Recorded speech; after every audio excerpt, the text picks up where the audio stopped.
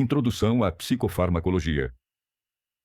Introdução, farmacocinética, farmacodinâmica. Objetivo de aprendizado: compreender as propriedades das medicações, o que o corpo faz com a medicação e o que a medicação faz com o corpo. Orientações de estudo. Para que o conteúdo desta disciplina seja bem aproveitado e haja maior aplicabilidade na sua formação acadêmica e atuação profissional, siga algumas recomendações básicas. Assim, organize seus estudos. Introdução. A psicofarmacologia é o estudo de como substâncias interagem no organismo por meio dos processos químicos, podendo gerar um efeito terapêutico benéfico para o paciente, ou mesmo efeitos tóxicos. Katzung, Trevor, 2017. Fármacon é a palavra grega que designa a ciência dos medicamentos. Inicialmente considera que essa substância pode ser benéfica ou maléfica, curar ou envenenar. E é desse termo original que derivam palavras como farmacologia, farmacodinâmica, farmacodependência, farmacoterapia e tantas outras. A farmacologia, portanto, centra-se no estudo do fármaco, que é a substância utilizada para alteração no organismo. E a psicofarmacologia, por sua vez, pretende compreender a atuação desse fármaco sobre o funcionamento cognitivo, emocional e comportamental do indivíduo. Desse modo, é essencial entender os componentes da farmacologia, que são a farmacocinética e a farmacodinâmica. Figura 1. Componentes da farmacologia. Farmacocinética. É a área específica da farmacologia que se ocupa do estudo das etapas que o fármaco atravessa desde a administração até sua chegada ao local de ação no organismo.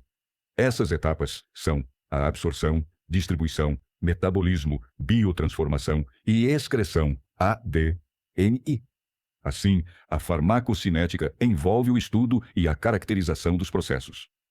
A DME e sua relação com efeitos terapêuticos e tóxicos das substâncias no organismo do sujeito.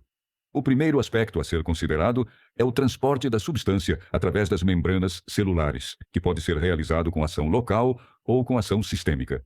Nos fármacos de ação local, temos aqueles administrados diretamente no local onde deverá produzir o efeito terapêutico, por exemplo, preparações para doenças de pele. Por sua vez, os fármacos de ação sistêmica necessitam entrar na corrente sanguínea para atingir o local específico de ação. Por exemplo, um comprimido ingerido para dor de cabeça precisa primeiro ser absorvido na corrente sanguínea para que o princípio ativo chegue ao local de ação na cabeça. Você sabia?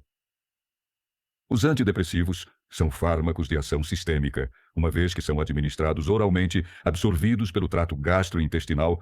A partir daí, seguem pela corrente sanguínea e são distribuídos ao organismo, chegando assim ao sistema nervoso central, provocando o efeito esperado.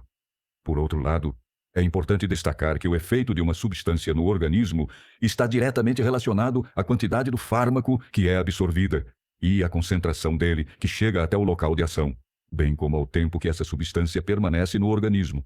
Isso nomeamos de biodisponibilidade. Biodisponibilidade diz respeito à extensão e à velocidade em que o princípio ativo penetra a circulação sistêmica, alcançando, assim, o local de ação. Quando o médico prescreve o uso de uma medicação, é necessário considerar se a concentração desse fármaco, ao chegar ao local de ação, é suficiente para obter o efeito desejado, ou seja, mais importante do que a dosagem administrada, é garantir que a dose e a frequência de administração sejam suficientes para possibilitar uma concentração adequada da substância no organismo do paciente e promovam, assim, a eficácia necessária ao tratamento. Diante do exposto, é muito importante para a compreensão deste conteúdo explorar as etapas que o fármaco atravessa desde sua administração até a chegada ao local de ação. Lembrando que essas etapas são absorção, distribuição, metabolismo e excreção, ADME. Figura 2. Representação esquemática de absorção, distribuição, biotransformação e excreção. Fonte: Yael Lepede, 2017. Absorção. Especifica o processo de entrada da substância no organismo. Após a administração, o fármaco deve ser transportado pela circulação para seu local de ação. Para isso é necessário ser absorvido do seu local de administração. É a absorção que permite a entrada do princípio ativo da medicação no plasma. Desse modo, Vale a pena sempre ter em mente que algumas substâncias dependem da via de administração para alcançar a eficácia desejada. Por isso, o profissional de saúde deve considerar que a dosagem da medicação está associada à via de administração, bem como as características do paciente que podem interferir nesse processo, tais como peso, idade, estado de consciência, presença de vômitos ou diarreia, dentre outros. Figura 3. Principais vias de administração de medicamentos-fonte. Wallen, Finkel, Panavelli, 2016. Quando o profissional de saúde considera as vias de administração de um medicamento, deve também observar algumas de suas características que podem ser facilitadoras ou dificultadoras para alcançar os efeitos sistêmicos dessa medicação. Vejamos. Via intravenosa. A absorção é evitada e os efeitos são imediatos. Sua administração é muito útil em emergências. No entanto, como efeito adverso, pode ocorrer o aumento dos efeitos colaterais. Por isso, precisam ser injetadas lentamente. Via subcutânea. Absorção imediata quando usada como solução aquosa, ou lenta e prolongada quando usada como preparação de depósito. Muito útil para implantes de liberação lenta, como os hormonais. No entanto, é contraindicada em caso de grandes volumes de substância. Via intramuscular. Absorção imediata quando usada como solução aquosa, ou lenta e prolongada quando usada como preparação de depósito, adequada quando o uso é de volumes moderados ou para autoadministração, como a insulina utilizada pelo paciente diabético. Entretanto, é contraindicada durante tratamentos com anticoagulante e pode interferir em resultados de alguns exames diagnósticos. Via de ingestão oral. A absorção tem bastante variabilidade, dependendo de inúmeros fatores relacionados à dosagem e ao organismo. Sua utilidade é principalmente pela economia e segurança na administração. Contudo, sua eficácia é dependente da adesão do paciente, e a biodisponibilidade nem sempre é eficiente. Bloom, 2018. Importante. Quando a absorção do fármaco é feita pela via gastrointestinal, pode sofrer impacto de outros medicamentos, além de interferência de nutrientes. Assim, é importante considerar o tipo de dieta e alimentação que pode aumentar, diminuir ou retardar a absorção do princípio ativo. Distribuição. É o processo de passagem da substância da corrente sanguínea para as células dos tecidos. Os tecidos mais vascularizados, que são rins, fígado e coração, recebem a maior quantidade do fármaco. Já os menos vascularizados, pele, tecido adiposo e cartilagem, são os que recebem menor quantidade de droga. Figura 4. Distribuição dos fármacos no organismo-fonte. Adaptada de Brunton, Schabiner, Knollmann, 2016. A distribuição de uma substância ocorre tanto pelo sistema circulatório quanto pelo sistema linfático. O fármaco deve se deslocar e atravessar barreiras, tais como paredes dos vasos capilares e das membranas celulares. Brunton, Schabiner, Knollmann, 2016. Importante. Determinadas patologias podem interferir no volume de distribuição. É o que pode ser observado, por exemplo, quando um paciente com insuficiência cardíaca recebe lidocaína, o número de efeitos colaterais costuma ser mais elevado em função do aumento da concentração no plasma, metabolismo ou biotransformação. É a transformação química pela qual o fármaco passa para que se torne mais facilmente excretado pelo organismo. Esse processo tem por objetivo tornar mais rápida a retirada do fármaco do corpo, uma vez que são reconhecidos como produtos estranhos ao organismo. Nesse processo, o principal órgão é o fígado. Por sua vez, qualquer patologia hepática pode causar dificuldade para a eliminação dessas substâncias, como no caso dos pacientes dependentes alcoólicos. Desse modo, é importante considerar que muitas substâncias utilizadas em tratamentos sofrerão modificações químicas no organismo, o que é conhecido como biotransformação. Durante esse processo, a substância perde sua eficácia e aumenta a hidrofilia, ou seja, sua capacidade de dissolução em água, o que facilitará a eliminação do princípio ativo pelas vias renal e hepática. A biotransformação pode acarretar inativação, quando a substância e seus metabólitos são transformados em compostos de menor atividade farmacológica ou são inativados, como ocorre com a morfina. Metabólito ativo do fármaco. Ativo. Essas substâncias são parcialmente transformadas em metabólitos ativos, como é o caso do paracetamol e do diazepam. Ativação do fármaco inativo. Ocorre quando o fármaco é inativo e precisa ser biotransformado para se tornar uma substância ativa. É um exemplo disso a dopamina. Katzung, Trevor, 2017. Além disso, devem-se observar alguns fatores que podem interferir na metabolização dos fármacos, tais como raça e etnia, dieta e ambiente, idade e gênero, bem como possíveis interações medicamentosas. Metabólito é o produto do metabolismo das várias substâncias no organismo. Em outras palavras, o resíduo da substância após ser utilizada pelo organismo. Excreção ou eliminação. O processo de eliminação das substâncias farmacológicas se dá majoritariamente por excreção renal ou biliar. Na excreção renal, tem-se o mecanismo mais comum de eliminação da medicação e relaciona-se com a natureza hidrofílica do fármaco. A excreção biliar, por sua vez, é menor, e muitos fármacos de administração oral podem ser eliminados por via fecal. Além disso, outras vias de eliminação podem ser suor, saliva, cabelo e o leite materno. No caso da eliminação de fármacos, alguns fatores podem interferir nesse processo, como fatores fisiológicos e patológicos, que podem alterar a função renal, por exemplo. Em pacientes com insuficiência renal, podemos ter o acúmulo de substâncias ativas causando efeitos tóxicos. Sobre os fatores fisiológicos, a idade pode interferir na eliminação renal de fármacos. Em recém-nascidos, a excreção pode ser de 30% a 40% inferior do que em adultos. Importante. Outros conceitos importantes na farmacocinética são depuração, ou clearance, CL. Refere-se à quantidade da substância que foi metabolizada no organismo. Volume de distribuição, VD. Informa a quantidade total de um fármaco no organismo. Meia-vida de eliminação, T1/2. Indica o tempo necessário para que a concentração da substância decline. Essas propriedades se relacionam com as características físico-químicas das substâncias e devem ser consideradas pelo médico na prescrição de um tratamento medicamentoso. Farmacodinâmica. É a área da farmacologia responsável pelo estudo da relação entre concentração de uma substância em seu local de ação e a intensidade dos efeitos obtidos por esse fármaco.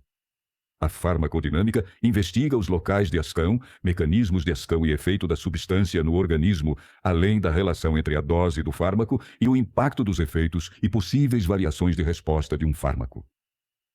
Aqui, é importante compreender que o efeito de um medicamento se dá na interação com os receptores localizados nos órgãos ou tecidos do paciente. Quando a molécula da substância atinge o receptor, dá início a uma cadeia de eventos fisiológicos e bioquímicos que provocarão os efeitos observados naquele fármaco. E é essa interação que está contemplada na farmacodinâmica, de Hunton, Schabner, Knollmann, 2016. Receptor é qualquer molécula com a qual um fármaco irá interagir e produzir uma resposta biológica. Figura 5. Atividade dos fármacos no interior do corpo. Fase biofarmacêutica, fase farmacocinética e fase farmacodinâmica. Fonte: Ford, 2019.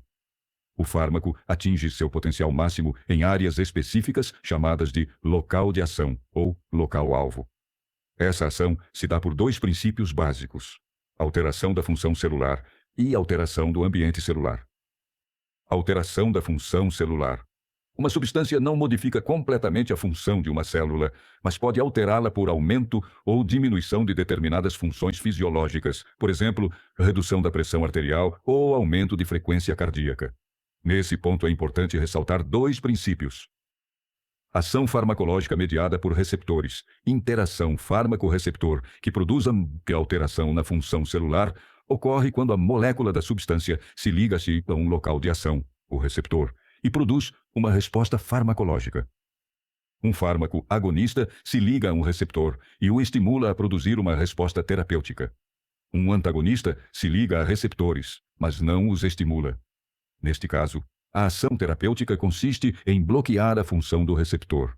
Ford, 2019, página 10. Efeitos dos fármacos mediados por receptores. O número de receptores causa impacto sobre os efeitos de um fármaco. Se a substância atinge apenas poucos locais, a resposta é pequena. No entanto, quando a dose da medicação é aumentada, a resposta aumenta. Alteração do ambiente celular. Alguns fármacos produzem alteração no ambiente celular, seja físico, seja químico. Por exemplo, protetores solares atuam por lubrificação, alterando o ambiente da célula para provocar a proteção da pele. Do ponto de vista químico, podemos citar os antiácidos que neutralizam a acidez gástrica em pacientes com úlcera por meio da mudança de pH, Fuerd, 2019.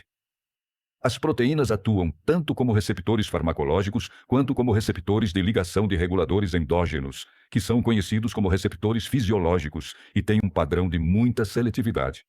Nesse ponto, é essencial retomarmos os conceitos de fármacos agonistas e fármacos antagonistas.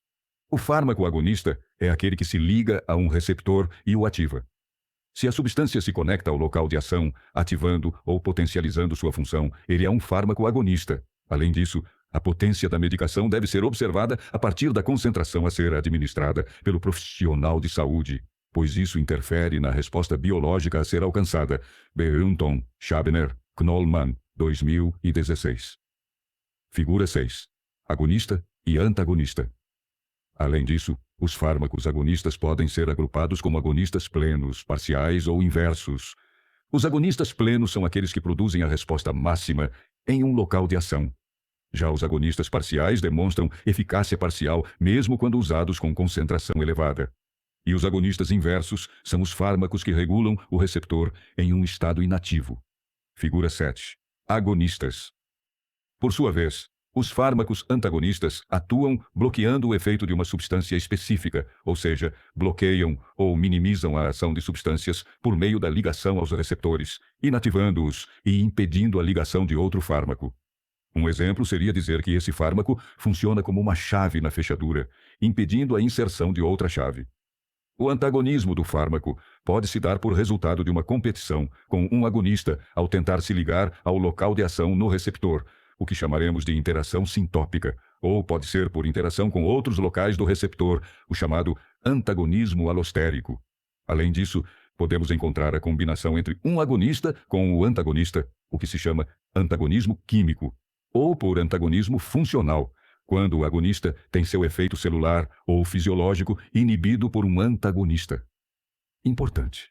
Quando um fármaco é administrado de forma prolongada, ele pode produzir uma dessensibilização dos receptores, mesmo atuando como agonista, o que exigirá ajustes na dosagem da medicação para atingir a eficácia desejada no tratamento. Outro aspecto importante da farmacodinâmica é considerar os fatores que podem influenciar na resposta ao fármaco, como idade, peso, sexo, doença e via de administração. Esses fatores podem ser agrupados em 3 categorias principais: ambientais, psicossociais e genéticas. Figura 8. Características como idade do paciente podem causar impacto na absorção e eficácia de uma medicação fonte. Pixabay. Dentre os fatores ambientais, podemos citar alcoolismo, patologias diversas, dieta alimentar, gravidez, estresse, dentre outros. A dieta, por exemplo, pode interferir na absorção e nos níveis de concentração do fármaco em seu local de ação. No caso de doenças, o médico deve ficar atento ao caso de doenças hepáticas ou renais, que afetam tanto o efeito da medicação quanto a capacidade de excreção posterior, como vimos. Além disso, nos casos de doenças crônicas, a desobediência à prescrição médica pode acarretar sérios prejuízos quanto ao efeito farmacológico desejado. Nesses casos, estudos têm demonstrado que a desobediência está relacionada a fatores culturais e psicossociais. Por outro lado, devemos considerar aspectos como raça, etnia e sexo dos pacientes, que podem interferir em medicações como antipsicóticos, benzodiazepínicos, antidepressivos, antihipertensivos e outros medicamentos cardiovasculares, atropina e analgésicos. Quanto ao sexo, por exemplo, mulheres podem necessitar de menor dose de um fármaco quando em comparação ao padrão de homens. Isso ocorre porque muitas vezes uma mulher será menor fisicamente que um homem, apresentando razão gordura-água diferente dos homens. Além disso, há outros fatores que devem ser levados em conta, como ciclo menstrual, gravidez, lactação, menopausa e uso de anticoncepcionais. Existem inúmeros estudos clínicos mostrando as diferenças de efeitos dos fármacos no homem e na mulher, especialmente com antipsicóticos, antidepressivos, ansiolíticos e analgésicos. Brum, 2018, página 99. Quanto ao peso do paciente, é importante considerar o peso médio de 77 quilos, que norteia a administração de doses. Em casos de pacientes com peso maior ou menor, pode-se aumentar ou diminuir a dosagem do fármaco. Figura 9. Administração de fármacos. Fonte: Pixabay. Como visto, a via de administração de uma medicação pode interferir na resposta esperada. A administração com resposta efetiva mais rápida é a intravenosa, pois evita a passagem da substância pelo tubo gastrointestinal, indo diretamente para a corrente sanguínea. As vias intramuscular e subcutânea são, posteriormente, as de menor tempo de ação, e as medicações de via oral são aquelas de ação mais lenta. Em síntese, os princípios básicos da farmacologia nos orientam sobre como essas substâncias atuam e interagem com o organismo e como o organismo responde e é alterado por essas substâncias. Compreender esses princípios auxilia o psicólogo a ter um melhor domínio sobre as queixas trazidas pelo seu paciente e, desse modo, propor as melhores estratégias de atendimento, material complementar. Indicações para saber mais sobre os assuntos abordados nesta unidade. Farmacologia. Texto e Atlas Lullmann, H. Mohr, K. Em, ele. Farmacologia. Texto e Atlas. 7ª edição. Porto Alegre. ArtMed, 2017. Introdução à farmacocinética e à farmacodinâmica. As bases quantitativas da terapia farmacológica. Tozer, T. N. Rowland, M. Introdução à farmacocinética e à farmacodinâmica. As bases quantitativas da terapia farmacológica. Porto Alegre. ArtMed, 2009. Farmacocinética em 15 minutos. Farmacologia YouTube. Ponto B. Farmacodinâmica em 21 minutos. Farmacologia at youtube.be